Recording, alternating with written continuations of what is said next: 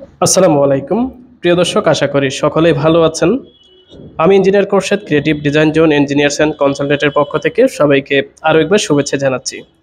প্রিয় দর্শক, আজকের ভিডিওটি একজন বাড়ির মালিকের জন্য, বিশেষ করে যারা বাড়ি তৈরি করতেছেন তাদের জন্য। সো আপনি যদি একটি বাড়ি তৈরি করেন, সেক্ষেত্রে আমি মনে করি এই ভিডিওটি কন্টিনিউ করা আপনার জন্য উচিত হবে।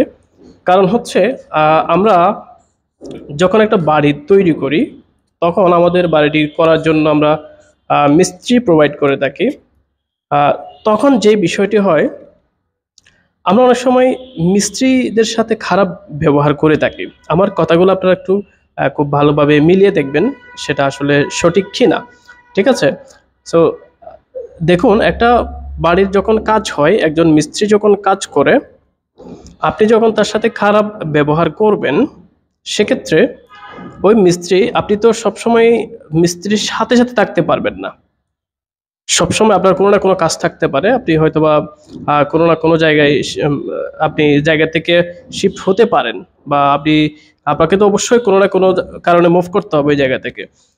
তো তখন যেটা হয়, আপনি যদি মিস্ত্রির সাথে খারাপ ব্যবহার করেন, সেক্ষেত্রে আপনার কাজের কোয়ালিটি খারাপ হবে। কেন হবে?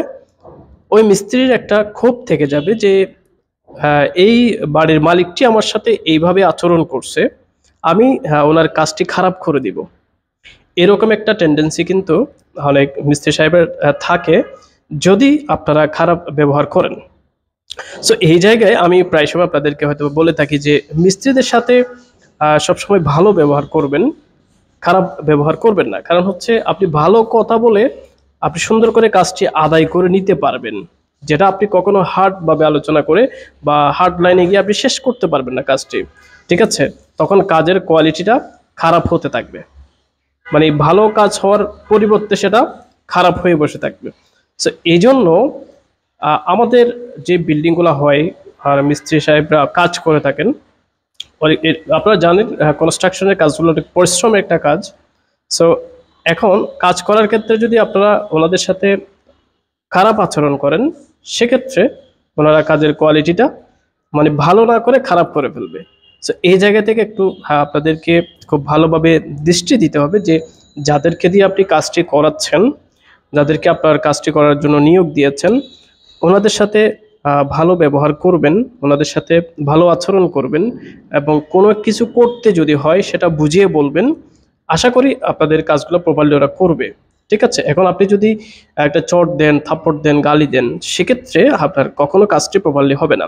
সো এটা আমি আমার প্র্যাকটিক্যাল এক্সপিরিয়েন্স থেকে বলা, এবং যেগুলো প্রতিনিয়ত আমাদের চোখের সামনে এই সব বিষয়গুলো উঠে আসে, সেই জায়গা থেকেই বলা।